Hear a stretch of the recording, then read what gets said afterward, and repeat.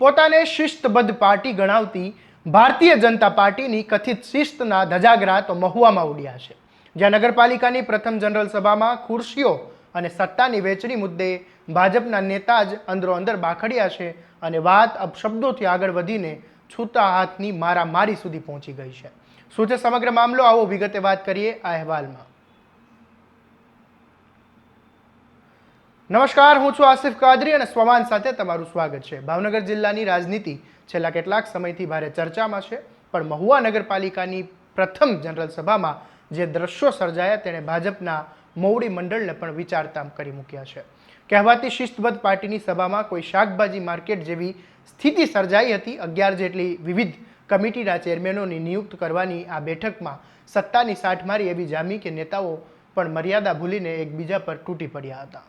અનુસૂચિત સમાજની અવગણનાનો આરોપ થયો. હોબાળો આખી બબાલનું પાછળનું મુખ્ય કારણ છે કમિટીઓમાં પ્રતિનિધિત્વની વહેંચણી મુદ્દે ભાજપ શાસિત નગરપાલિકામાં અનુસૂચિત સમાજની અવગણના કરવામાં આવી હોવાના ગંભીર આરોપો સાથે સભામાં ભારે હોબાળો મચી ગયો હતો. વોર્ડ નંબર 9ના ભાજપના જ કાઉન્સિલર હિતેશભાઈ ચૌહાણે કમિટીમાં પોતાના સમાજને યોગ્ય પ્રતિનિધિત્વ આપવાની ન્યાયિક માંગ ઉઠાવી અને આ માંગણી સાથે વિરોધનો સૂર એટલો તીખો બન્યો કે મામલો કાબુ બહાર વયો ગયો. અપશબ્દો અને છૂટા હાથની મારામારી પોલીસ બોલાવી પડી. શાબ્દિક યુદ્ધથી શરૂ થયેલી આ લડાઈ જોતજોતામાં ઉગ્ર બની ગઈ અને ભાજપના નેતાઓ જ અંદરોઅંદર એકબીજાને અપશબ્દો બોલવા લાગ્યા અને ત્યાંથી પણ વાત ન અટકતા સભાગૃહની અંદર જ છૂટા હાથની મારામારીના દ્રશ્યો સર્જાયાના વિડીયો સામે આવ્યા છે. પહેલા તમે એ વિડીયો જોઈ લો.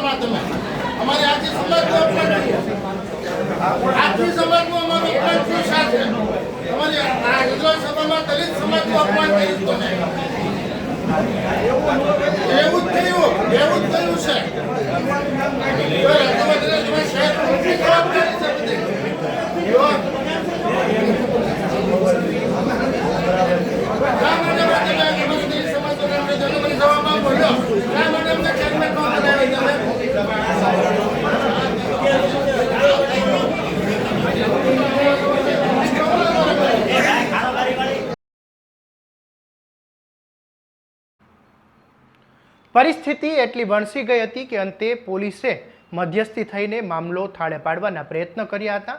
પોલીસ સભાગૃહમાં આવીને દખલગીરી કરી રહી હતી ત્યારે જઈને આખો મામલો માંડ શાંત પડ્યો હતો. હવે તો મહુવામાં પણ લોકમુખે ચર્ચા થવા લાગી છે કે નેતાઓને લોકસેવા અને શહેરના વિકાસના કામો માટે ચૂંટીને મોકલ્યા છે, અંદરોઅંદર કુસ્તી કરવા માટે નહીં.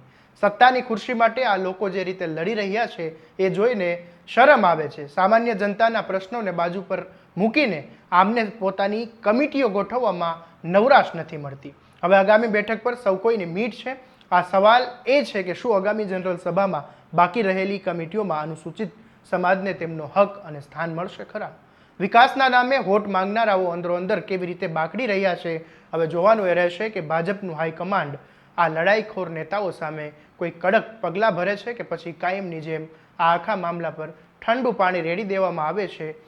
તમારું શું કહેવું છે અમને કોમેન્ટમાં જરૂરથી જણાવજો અને આવા જ દરેક અપડેટ માટે તમારા સ્વમાનને સ્વમાનથી લાઇક, શેર અને સબસ્ક્રાઇબ કરવાનું ભૂલતા નહીં. નમસ્કાર.